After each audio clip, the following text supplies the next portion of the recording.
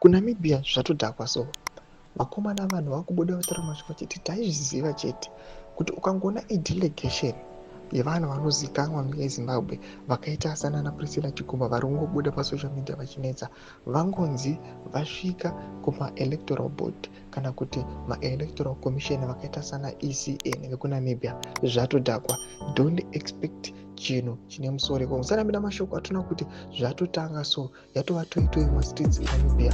Don't forget subscribe or like or turn on the bell icon. Tichipinda panapa the Namibia naona posta pictures amuri kuona vanhu vakabata maplacards amuri kuona ayo akanyorwa kunzi ZANU-PF compromised Namibian democracy. Mumwe wakabata rake rakanzi fire ECN Shama leave.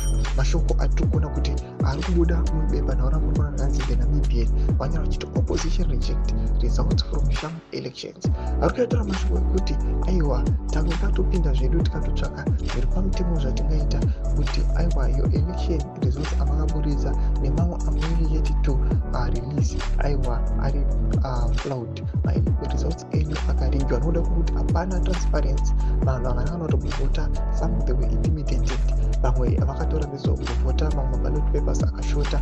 Zvaunozoona nezvaunoziva kuti ndozvaikuitika munyika yeZimbabwe nekuona kuti delegation madelegates akabva kuZimbabwe akapinda akanokrafta akanoteka pati mapolls avo.